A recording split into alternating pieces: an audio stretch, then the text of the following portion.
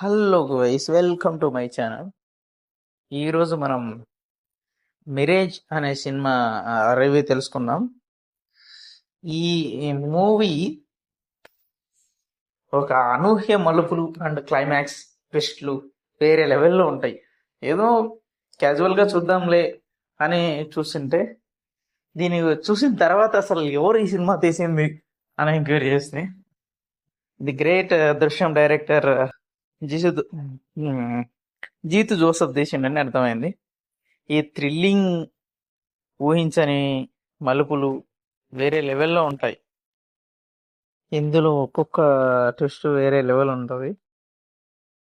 మనం చెప్పుకోవడానికి చిన్న చిన్న అంశాలు కాదు, ఏదో సాఫీగా సాగిపోయే స్టోరీ అని అనుకున్నాను నేను కూడా. ఎంత సింపుల్ అండ్ క్లైమాటిక్గా సాగుతుందంటే వేరే లెవెల్ అనేలా ఉంటుంది. ఒక చూడ్డానికి ఒక సాధారణంగా న్యాచురల్గా పనిచేసే ఒక ఒక అమ్మాయి ఒక అబ్బాయి ఒక చిన్న ఇన్సిడెంట్తో కలుస్తారు, లవ్ చేసుకుంటారు.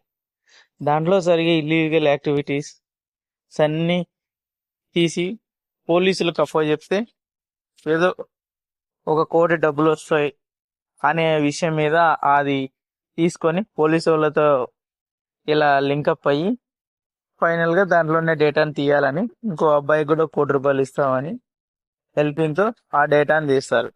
అతని ఎన్క్రిప్షన్ కోడ్ వీళ్ళ దగ్గర పెట్టుకుంటాడు.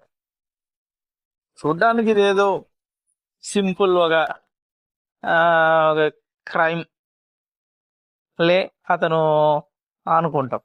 ఇంకో ఇంకో ట్విస్ట్ ఏంటంటే అతను ఆ క్రైమ్ డేటా ఇంకో అతనికి కావాలని ప్రయత్నించే ప్రయత్నం, అది హీరోయిన్కు తెలియకుండా జరిగే ఇంకో అంశం. తీరా చూస్తే అందులో ఎక్కడికి హీరోయిన్ లవర్గా ఉన్న అతను చనిపోయిండని చెప్పి అతను ఎస్కేప్ అయ్యే ప్రయత్నం. అతను ఒరిజినల్ పేరు కాకుండా డూప్లికేట్ పేరుతో జాబ్ చేస్తూ ఒరిజినల్ పేరుతో తప్పించుకునే ప్రయత్నం చేశాడు. అసలు ఎందుకు ఇలా చేస్తున్నారు అని అనుకుంటారు. ఎవరైతే పని చేస్తున్నాడో అతని దగ్గర నుంచి హీరోయిన్ ఫ్రెండ్గా హీరోయిన్ పక్కనే ఆమె అతనికి వాళ్ళు పోయే ప్రతి మూమెంట్ తెలుస్తుంది. పోలీసు వాళ్ళని నమ్మకుండా ఒక యూట్యూబ్ ఛానల్ పెట్టిన ఒక అతని ఇన్వెస్టిగేటర్ను నమ్మి ఇది చేస్తూ ఉంటారు అనిపిస్తుంది. ఇలా ఒక్కొక్కరు ఒక్కొక్క విధానంలో వర్క్ చేస్తూ ఉంటారు. ఇదంతా ఫైండ్ అవుట్ చేసిన పోలీసులు హీరోయిన్ ఫ్రెండ్ను కూర్చోబెట్టి, అమ్మా అసలు ఏం జరిగింది అని అడిగితే, నేనే అతన్ని చంపే ప్రయత్నం చేసిన, అతను చావకుండా తప్పించుకున్నాడు. కట్ చేసి చూస్తే హీరోయిన్ ఫ్రెండ్ నేనే ఇన్ఫర్మేషన్ ఇస్తున్నా, ఈ అమ్మాయి మీద అటాక్ కాకుండా చూసుకుంటున్నా, ప్రతి ఇన్ఫర్మేషన్ ఇచ్చేది నేనే అంటారు. ఈ ట్విస్టులు పక్కన ఉన్న యూట్యూబర్కి అర్థం అవ్వదు. ఏంట్రా ఈ ట్విస్టులు ఇలా ఇస్తున్నారు అంట. కట్ చేస్తే అతను చనిపోడు.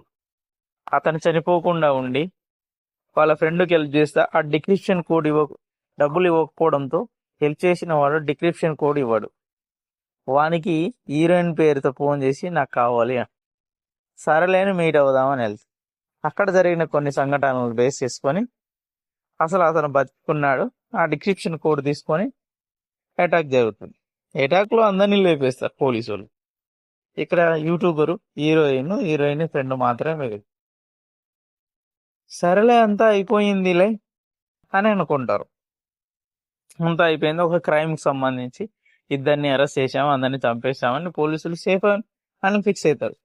పోలీసులకు తెలిసిన విషయం ప్రకారం హీరోయిన్ చిన్నప్పుడు వాళ్ళ అక్కను రేప్ చేసిన 2 రేపిస్టులను అటాక్ చేసి వాళ్ళని అదే ప్రాణిగా ఫ్రెండ్షిప్ చేసి లవ్ చేసి వాళ్ళని చంపే ప్రయత్నం చేసి ఉంటుంది. అసలు హీరోయిన్ పేరు ఆ పేరే కాదని ఒక టెస్ట్ చేశారు. దానితో మనకు అప్పటికే మైండ్ బ్లాక్ అయిపోద్ది.